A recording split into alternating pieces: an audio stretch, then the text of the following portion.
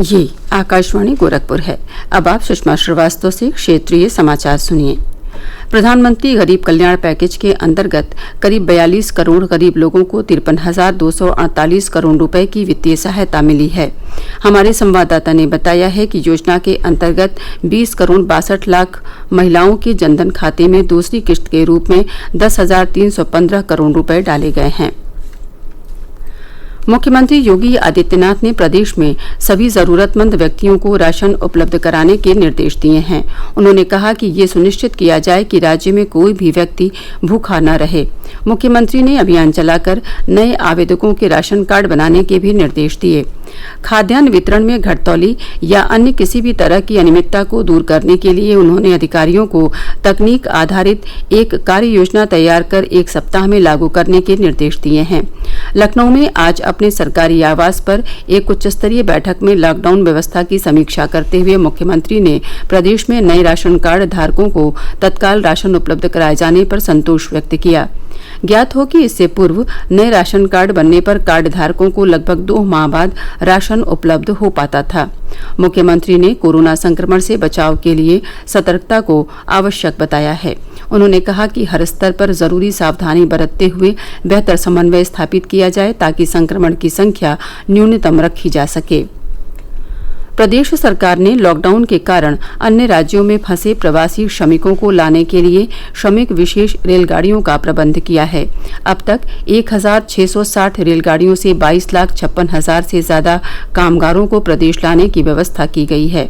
अपर मुख्य सचिव गृह एवं सूचना अवनीश कुमार अवस्थी ने कल लखनऊ में संवाददाताओं को बताया कि राज्य में अब तक 1,604 ट्रेन पहुंच चुकी है, जिनसे 21,69,000 से अधिक लोगों को लाया गया है। उन्होंने बताया कि 56 और रेलगाड़ियों को सहमति दे दी गई है। सबसे अधिक 270 ट्रेन गोरखपुर आई हैं, जिनसे 3,47,000 से ज्यादा कामगार प्रदेश पहुंचे हैं। जौनपुर में 139, वाराणसी में 119, लखनऊ में 113, देवरिया में 103, बस्ती में 87, प्रतापगढ़ में 75, गोंडा में 71, प्रयागराज में 64 और मऊ में 48 श्रमिक विशेष रेलगाड़ियां अब तक पहुंच चुकी हैं। प्रदेश में कोरोना संक्रमण से कल 146 लोग स्वस्थ हुए, जिसके बाद राज्य में बीमारी से ठीक होने वालों की संख्या 5,176 हो गई। 369 रोगियों में कोविड-19 संक्रमण की पुष्टि होने के साथ ही संक्रमित व्यक्तियों की संख्या 8,729 पहुंच गई है। प्रदेश में सक्रिय मामलों की संख्या 3,324 है। गोरखपुर जिले में कल 7 लोगों में संक्रमण की पुष्टि हुई, जिसके बाद यहां संक्रमितों की संख्या बढ़कर 111 हो गई है। 25 लोग अब तक स्वस्थ हुए हैं, जबकि 6 लोगों की मृत्यु हुई है। जिले में सक्रिय मामलों की संख्या 80 है। वाराणसी में 4 नए मामले मिलने के बाद संक्रमितों की संख्या 197 हो गई है। जिले में 118 लोग अब तक बीमारी से ठीक हुए हैं, जबकि 4 की मृत्यु हुई है। जिले में सक्रिय मामलों की संख्या 75 है। बस्ती जिले में कल 18 लोगों में संक्रमण की पुष्टि होने के बाद यहां संक्रमितों की तादाद 209 हो गई है। 42 लोग अब तक स्वस्थ हुए हैं, जबकि 4 की मृत्यु हुई है। जिले में सक्रिय मामलों की संख्या 163 है। आकाशवाणी से विशेषज्ञों की राय श्रृंखला में कोविड-19 पर वरिष्ठ चिकित्सा विशेषज्ञों की राय प्रसारित की जाती है। अखिल भारतीय आयुर्विज्ञान संस्थान के निदेशक डॉक्टर रणदीप गुलेरिया ने कोविड-19 संक्रमण को रोकने के लिए विशेष रूप से हॉटस्पॉट में रहने वाले लोगों को लॉकडाउन नियमों का कड़ाई से पालन करने की सलाह दी है।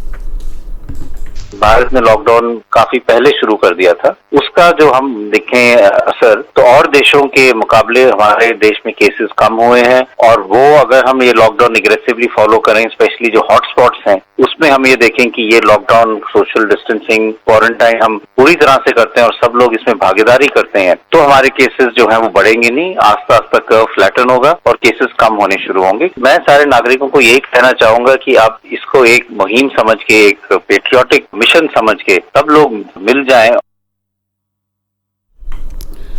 स्वास्थ्य और परिवार कल्याण मंत्रालय ने बताया है कि देश में स्वस्थ होने वालों की दर 48.07% हो गई है। ठीक होने वालों की संख्या 1 लाख से अधिक हो गई है। पिछले 24 घंटों के दौरान 4,776 मरीज ठीक हुए हैं। 8,909 नए मामले की पुष्टि के साथ संक्रमित लोगों की संख्या 2,07,615 हो गई है। स्वास्थ्य मंत्रालय ने बताया है कि अब तक इस वायरस से 5,815 लोगों की मृत्यु हुई है। इसके साथ ही क्षेत्रीय समाचारों का ये बुलेटिन समाप्त हुआ। नमस्कार।